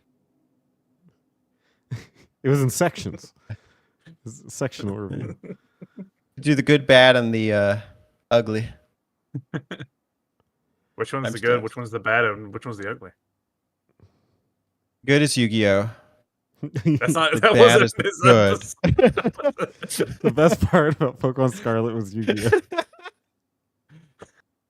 was you can play it while watching Yu-Gi-Oh. Yeah, that's true. Yeah, that's true. You can watch 3 episodes. There you go. All right. Well, if it's just Terry in the chat, we can wrap do up some reverse Q&A. with Just just Terry's the question. He's just gonna complain. You know how he does. Terry, ask us one question. Make it a good one. Yeah. In the meantime, we'll ask you some questions. We're gonna ask What Terry. do you want for the future of Pokemon? He already said that in the chat. He wants Like, to if you pass. watch I didn't read it. If you watch the end of my Coliseum review,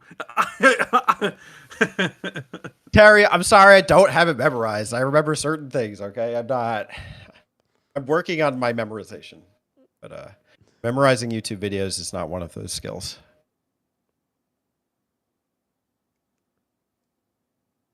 nerds and weebs, why not both? Ninja, ask Thanks, us a Ninja. question as well.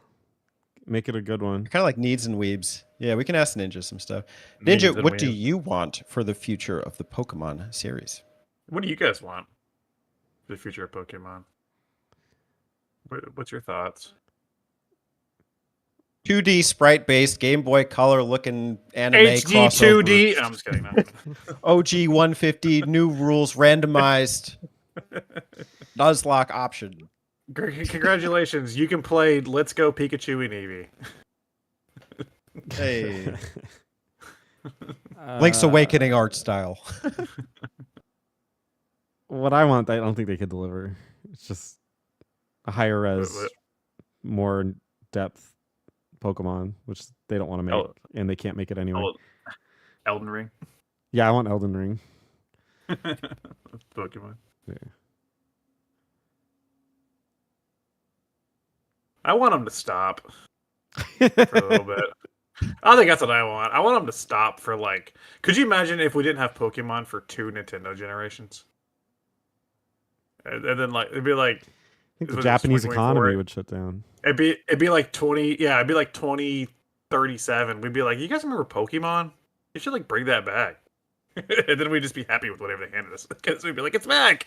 Because that's how gaming works.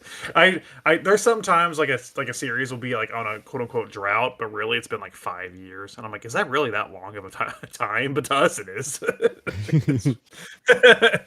So yeah, that's what I want. Just stop for a little bit.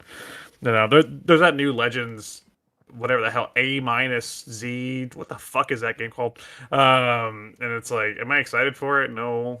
Why? Because it's like the 6th damn game on the Switch.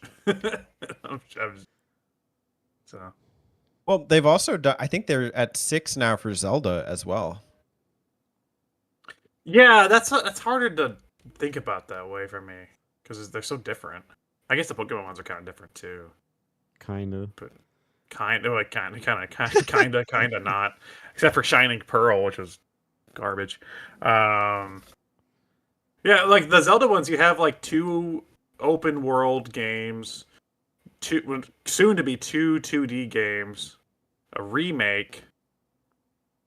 What else? Like Cadence of Hyrule, I guess. Does it count? Not really. Yeah, and you'll have Echoes, which is this new game. Well, I was counting that in with the 2D games. It's like 2 2D Oh, games. did you? Yeah. Okay. So like Skyward Sword, the remake you got? Yeah, remake. So that's 5. So it's 2 open world, 2 2D, and a remake. And then if you want to count the spin-offs, there's 2 Warriors. Did you count the Hyrule Warrior Legends? No, Yeah. that's, by the way, that's not what that's called. What is it?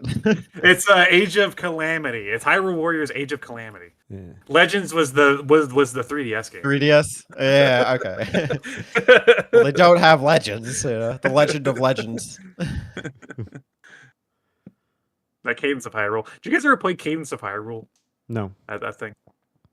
I played the non-Zelda one. It's hard. Oh, Crypt of the Necrodancer. Yeah. Yeah. Yeah, it is hard. I have a physical copy of Cadence of Hyrule when they released that, but I haven't put as much time into it. It seemed cool from what I played, but I need to put more time into that. See if I like it. I need to get good. Terry just wants Gale of Darkness sequel or something. Makes sense. Ninja Goon says, I haven't played any of the mainline Pokemon games on Switch besides the Gen 4 remakes, but I hear the spin-off are good on there. Terry says, my question is, when is Alex going to play Painkiller? This is directed towards you, Alex. I play all sorts of games off of here. I don't talk about every single game I play, Terry. Have you played Painkiller? Yeah, I have them. They're on my Steam Deck. There you go. He's already played it. But I'm not gonna. I refuse to talk about it. You didn't want to tell Terry if yes or no? Give him a thumbs up, thumbs down? What? On Painkiller? On what, my thoughts? Yeah. Nope. He's played it. We'll never know. When is he going to play? He says. I have. Terry's chomping at the bit to hear you talk about it. I have played. I have played it. Let's talk about Serious Sam though. Let's talk about a different game.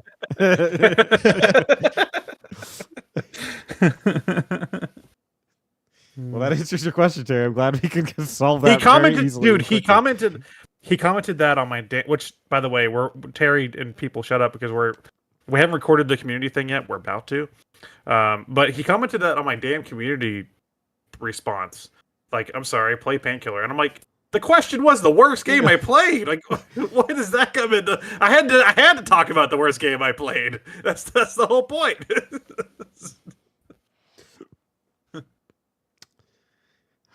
Terry's a weird one. Ninja would like to see a return to form for Pokemon. Oh. What does that look like?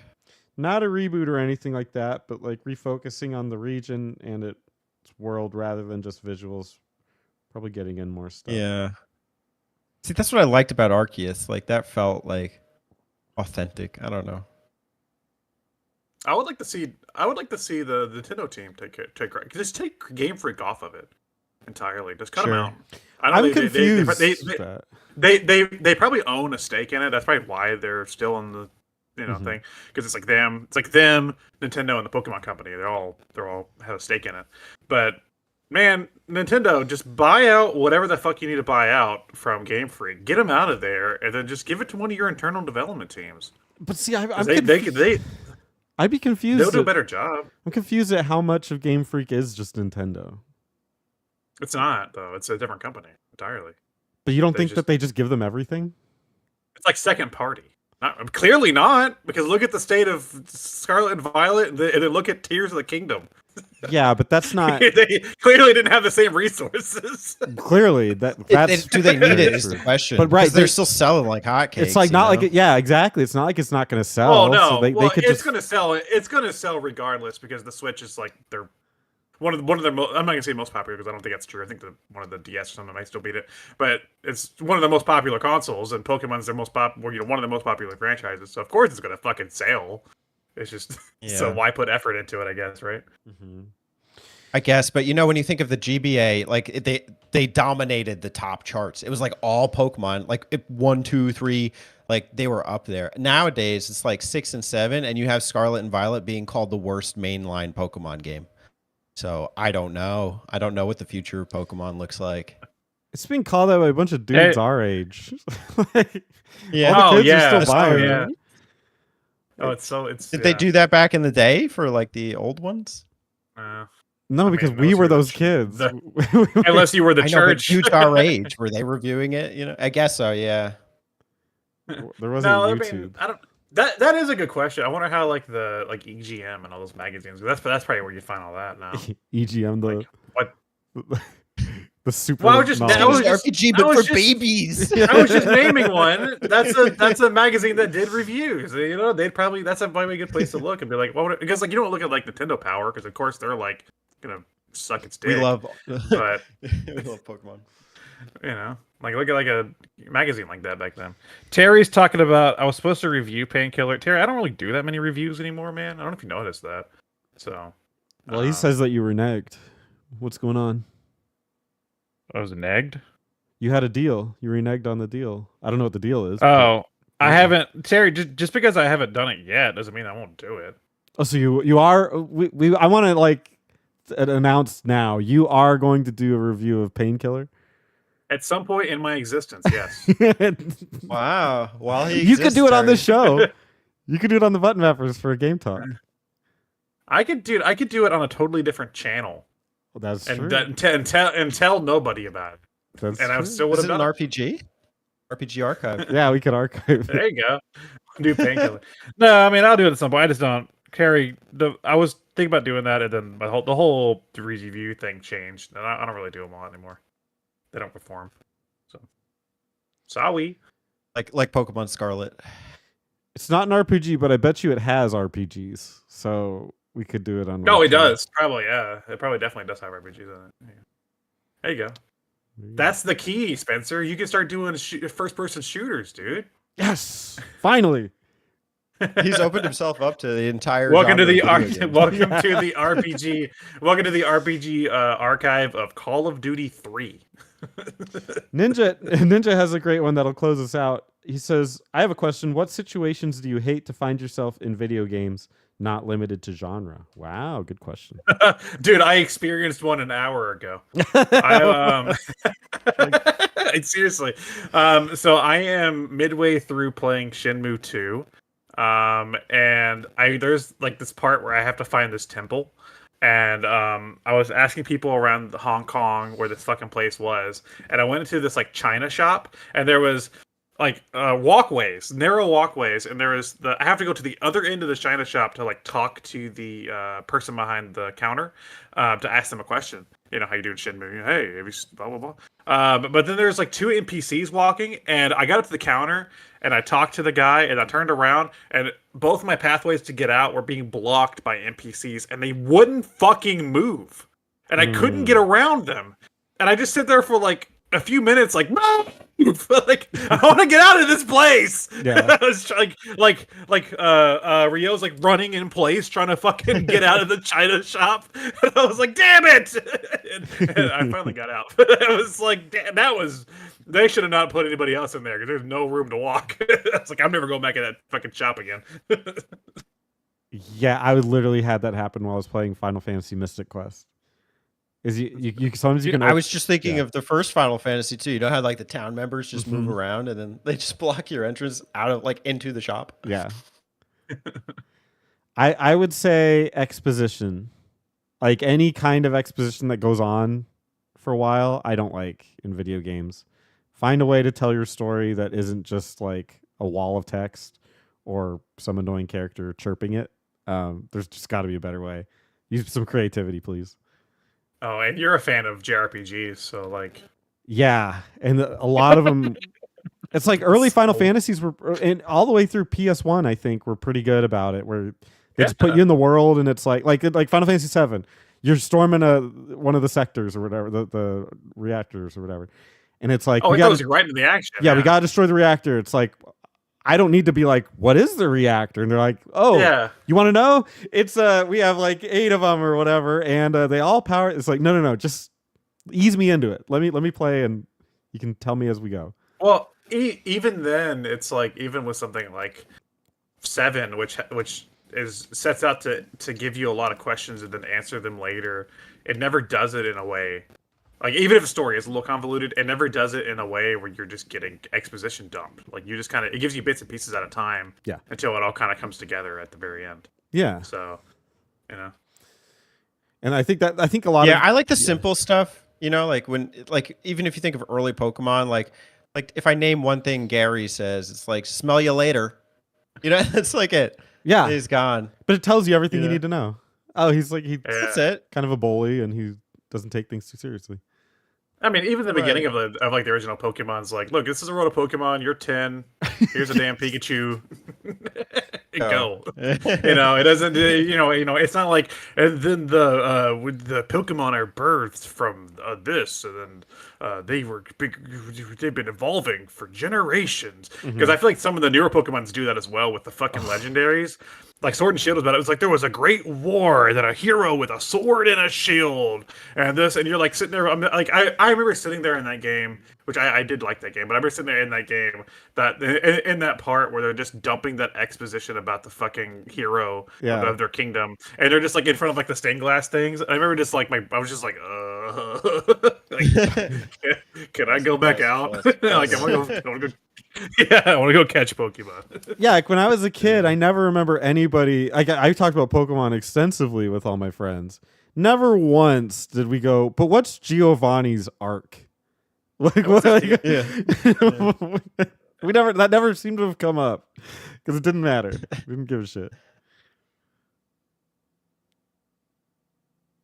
Mine is more needle in a haystack syndrome, especially with older looking games. So in playing Jet Force Gemini, a bit of that recently, there's one point where you have to unlock Vela from like the spaceship, and there's like 8 doors, and like 7 of them are Mogwais, and I'm calling them Mogwais, but they look like the Gremlins. And you have to like hit the switches with your gun and kind of aim around. And man, there's like these rooms are massive, and it's not clear about what you have to like break and where to look. And like that one switch that you need to hit her is like right in front of your face, just hidden behind a crate. And you have to go hunting for that. I spent 30 minutes doing that. Like, yeah, I gotta look it up. And I don't like being put in that position. Sometimes I have that problem with like, I think GoldenEye or Perfect Dark as well. Like what I have to hit a switch on a computer. I got stuck in Perfect Dark replaying that recently. Yeah. So needle in a haystack stuff, man. Oh, that's dude, I'm in the like I've already beat it on whatever I forget what it is. Like on GoldenEye, it's like you have 3 difficulties. It's like agent, special agent, I think 007 or something like that. I beat it on the middle one already. But the last one, they throw like 5 or 6 objectives at you each time, and yeah, they don't tell you exactly what you need to do. And I'm in the middle of trying to clear all those, so it'll be like, and on the highest difficulty, shit's hard. Like the enemies hit hard. So like I'll be like trying to figure out what the hell they're even talking about. Like disrupt the satellite by using the computer and throw I'm like, what are you talking about? And then I have to like wander around and I get shot and die. And I'm trying again. And so I'm having that trouble right now on GoldenEye, trying to finish all the hard difficulties on the Xbox version. Those objectives can be rough. Yeah. Those did not age perfectly. Terry says, can I play the game that took place during the Great War instead of the one that was after the Great War? That's a really good point. Yeah, they're always like, every game. No, dude, like 30 years ago, there was a huge war. And I'm like, oh, that sounds like fun. Dude, that was the biggest disappointment in Age of Calamity. They were like, oh, it takes place during the 100-year war or whatever it was before Breath of the Wild. It's, you know, like, oh shit, that sounds awesome. And it was cool until they were like, oh, wait a second, we have to like bring in characters people know from Breath of the Wild, and that happens in 100 years. So then they were like, just bring them in and we'll just time travel it, and then we'll just call it non-canon. And I'm like, why am I playing this? Right. That's the whole selling point. Is that I get to experience the war. Exactly. It's like, that's definitely how they sold it. Was like the great age. You know? No, it's not canon. It's a bait and switch. You don't need to play it. Good to know. $60 saved. Ninja asked me, Shenmue 1 and 2 on Steam. Recommend? Yes, I love Shenmue. So go for it. It's not for everyone. Wait, but Ninja, you did this out of sequence. He said, I just bought the Shenmue, but I just bought Shenmue 1 and 2 on Steam. Recommend? You should have waited for the recommendation, and then I think he just wants to know my thoughts. I mean, I think he's probably going to play them anyway. Well, on Steam you can refund them. So that's true. You can refund it on Steam. 2 weeks or right. 2 hours. So yeah, I had to refund that version of No More Heroes on Steam because it just didn't work. Because I was going to stream it, it just wouldn't work. I wanted to make a whole series. I do recommend them. I wanted to make a whole series of reviews on my channel where it was just like, why did I refund this? I did it. I tried it out with one, and it seemed to do okay, but it just seemed like such a hassle.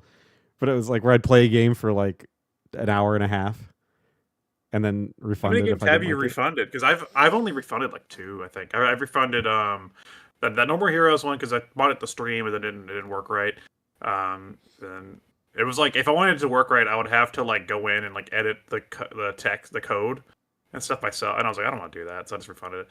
And then the other one was like, I think early on when I had a shitty laptop, I bought the Turok remaster when it came out, and it wouldn't run properly, and I was like, well, I just can't play it, so I'm just gonna refund it. So, but that's because I was trying to run it on like a fucking toaster. So, you know, yeah, not many, probably around that 3 or 4. But it's just great that it's there. Like why would I do it on console? Like play if I don't know. They should all. Well, they should all really do that because I mean, like the only time that's been happening recently was like Sony. I think Sony and Microsoft did that for Cyberpunk when that first came out. There are some for Scarlet and Violet as well. Oh wow! So, they refunded Scarlet and Violet. Yeah, let me get the exact quote. But this should just be due to the performance issues. Some players began requesting refunds of the game soon after launch, which Nintendo granted in most cases. See, it should just be part of the thing, though. Like, it should just be their policy. Yeah. Yeah, with like any digital purchase. I mean, like if I go to the store and buy a game, I could take it back. I've done that. I did that with Mortal Kombat 11 on the Switch. I got it, realized it was a pile of shit on the Switch, and I took it back and got the PS4 version. I took it back, and I was like, hey, this just sucks. I was like, can I just refund it and buy the PlayStation one? And he was like, yeah. Nice. So, Terry says that's what he's been doing. All right. Well, that's it for Crap Talk Live. It's been a great show. Thanks, everybody, for joining. We got to go record the community discourse, so if you haven't... Yeah, right. If you're in this chat and you haven't already, make sure you add it really, really quickly. Really quickly. You don't have time. They don't have time. And get ready for All Map August. Don't leave it on this episode, but on the first Crap Talk of the month, go leave us a question for All Map August. Get ready for that. We will not be doing a live episode for All Map August because it's all map outs, you know. So sorry. And unless we decide to like do a live map out, which I don't know how that would work at all. There will be no live episode. Yeah, there will be no live episode probably next month. So we'll see you back in September probably. All right. Peace out, everybody. Later. Bye.